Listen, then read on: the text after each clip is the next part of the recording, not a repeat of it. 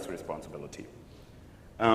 The error, in fact, intentionally causing an error is actually already an art form and requires some skill and requires some time. People who write fuzzers do automate exactly that process. They can intentionally cause errors, and due to the fact that they're directly connected, they can find the fault with this technique.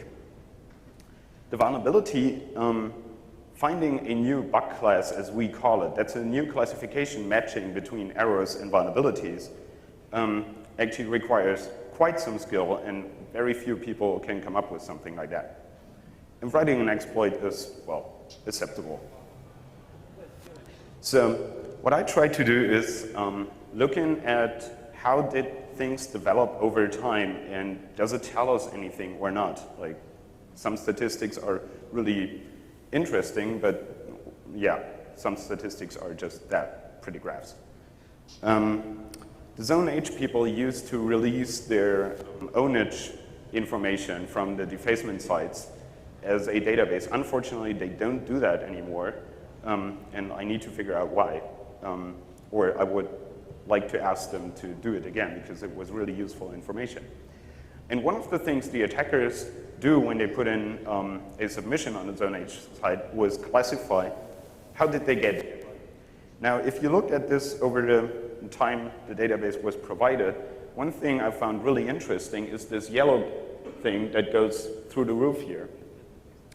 It actually has quite some impact, especially in 2004 and following. Wasn't really of large significance before. Now, this is classified as configuration administration mistake. What that tells me is the systems are getting more and more complex. We talked about this doubling size every 18 months. So the people running the systems have actually a harder time understanding the systems. It's not just the programmers, it's not just the security testers, it's also the people using the system. They're so darn complex that you can't really find out how to make it secure, because it's hard enough to understand a simple thing like your web server, how to configure that secure and keep it secure. Now, given your complex SAP system, for example, this is almost impossible. Because at one point in time, you will have a system that's so complex that a single person cannot keep the entire picture in his head. And at this point in time, you're pretty much fucked, excuse the wording, because then two people have to have the picture, or half of the picture in their head, and they need to communicate, which is a very thin channel. They can't really exchange all the information they need to do. So when you look over the time, over the years, you see that the configuration impact is, in fact, quite massive. And when you look at the total numbers of vulnerabilities reported in CVE, you don't actually see any surprising data. That's exactly what we expected, right? It just goes massively up. And that's also because the methods do develop over time. So people find better methods to more effectively find bugs and report them. Now, when you take them into different classes, so what I did was I took the entire CVE database and I wrote a really, really cheesy Perl program. One of the reasons I can rant so nicely about how hard it is to write bug-free software is because I'm a shitty programmer. Now, I took the piece of Perl crap and essentially matched the descriptions of the CVE entries against keywords. So I looked if it says buffer and overflow in it, so it got classified as buffer overflow. If it says cross-site and scripting or XSS in it, then it got classified as XSS. So a vulnerability could be classified as one or more of those things.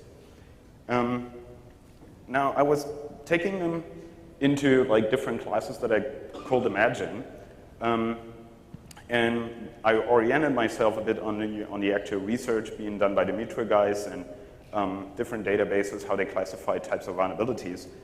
And, well, this one here is obviously cross-site scripting. There's an obvious reason for that. Every kit can do it. You just fire up your browser, go to a website, and enter square brackets, text and see if it goes HTML or not. The other ones that are actually that I find most interesting is buffer overflows. I expected to decline over time slightly, but they're not. I mean, people find buffer overflows back and forth. Integer vulnerabilities were a big topic over the last years, but in fact, very rarely integer vulnerabilities that are actually reported. One of the reasons being that the classification match between error and vulnerability for an integer bug is really hard. Most integer bugs are just exploited so they become buffer overflows. The only thing, what the people do is they have the integer run over and then a buffer calculation goes wrong and then you can overwrite something. Now, you can do a lot more with integer vulnerabilities, especially in applications that, guess what, do calculations. But still, those are rarely reported. SQL injections are also on the rising. This is again because they're easily tested for. But on the other side, the amount of applications, web applications that go like web server, some application code, database, is so massively increasing over the last years. It's clear because there's just a lot more attack surface. Like every day, go to SourceForge and look what's putting up every day as new piece of code. Like half of them are web applications or something that goes HTTP. Sorry. So when you take the distribution of those over the years, it becomes painfully obvious that buffer overflows are extremely on falling down. They're a lot less. And those two here are the cross-site scripting and the SQL injection. What you also see there are small sections, types of vulnerabilities that stay entirely stable within what you would call the measurement issues here, like authentication bypass. Authentication bypass is when someone just forgets to ask you for a password. Now, this is what we would call pure stupidity, which seems to be really, really stable. Now, take another database that's based on CVE, that's ICAT. You can see something that many people, or a few people, know by heart or by feeling, which is what type of thing is actually vulnerable, or ask the other way around, what type of thing are people targeting, what they're looking at, due to the fact that not every citizen in the world is pen testing software, and we have very few people actually doing it. You can see what they're concentrating on, and you can also see what the defending side is concentrating on with their methods. Like in the 90s, end of the 90s, you had operating systems being almost half of all the vulnerabilities were in the operating system. Like the operating system itself was the primary target. Why? Obviously, it's really easy. Once you got the operating system, you got the vulnerability in the operating system, you usually get system level access. And so everything above it is toast. Now, when the operating systems got more and more protected because people actually cared about writing stable TCP/IP stacks, for example, everyone focused on the application side, on the server application side. Remember around 2000, everyone and their dog wrote their own web server and thought that HTTP is as easy to parse as to read. And so when you found something that had a port 80 open and it wasn't a standard web server, you could bet your ass that it would take you less than 5 minutes in IDA to find a buffer overflow in HTTP parsing. And then this actually stopped around 2002 when people turned to the client. People turned to the browsers, people turned to the media players, people turned to the media displaying software, and what have you on your laptop.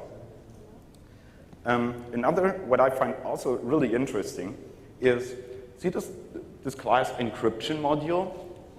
There is this small blip here and here where something in the crypto was wrong, and nothing else. But then again, think about how much time people invest in their crypto protocols and key management here and what have you.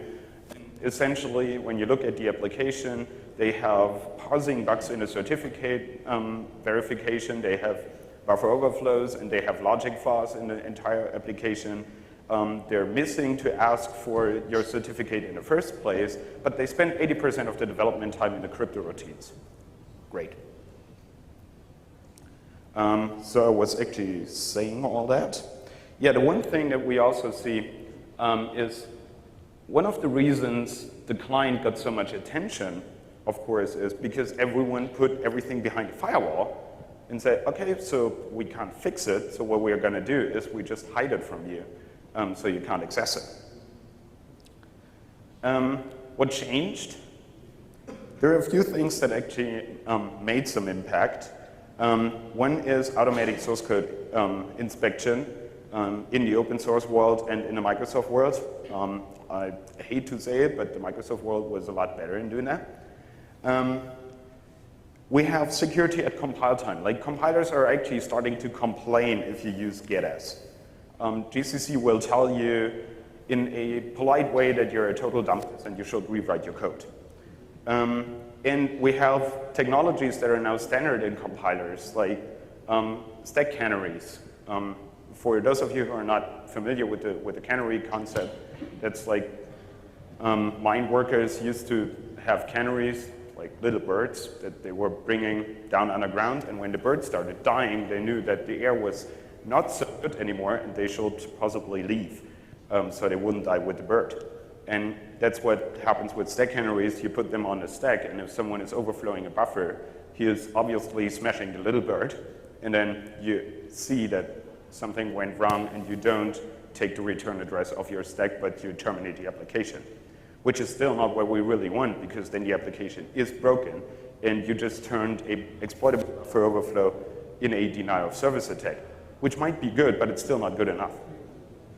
And we have security at runtime, WX or X, in different types and forms depending on the operating system. That's the concept of a memory page being either writable or executable, which makes a lot of sense because that's how operating systems and applications work, but it really makes life for a hacker a lot harder. Introduction of more canaries onto the heap. So at the end of the day, if you're running Vista, as I do, you have almost a bird zoo in your memory layout because everything is full of canaries. Now, when you look at the overall distribution of the different bug classes, and you see here this huge part, almost half of it, it's stuff that my little script did not classify because I tried to be really conservative and not take arbitrary stuff as a buffer overflow or whatever vulnerability. Because if you look at the CVE entries in detail and look what the people like Stephen have as discussions about them, you see that many of those entries are at least debatable. And so I didn't want those to like destroy my little graphs. When you look at those and then you look at the defense mechanisms we are using and what the defense mechanisms are targeting, then there is this surprising picture that everything cares about those 2 or 3 things: buffer overflows, format string vulnerabilities, integer issues, and everything else is pretty much left out. So what does that tell you about your security mechanisms that you use to find issues? Talking of security mechanisms, one of the things that happened since we started seriously looking at securing things in the internet is introduction of security paradigms in software, hardware, technology. We put in technology to actually protect the other technology that we couldn't get right in the first place. And I wanted to review those a bit. So let's start with perimeter security. The perimeter security paradigm is everything that you know from the firewall concept. Outside is bad, inside is good. Fine. It was, as I said, introduced to hide the vulnerable stuff. So essentially, it's an administrative tool. It's a tool so you can have your 5 knowledgeable or 2 knowledgeable security guys prevent 30 less knowledgeable system administrators from putting all types of servers, IRC, and file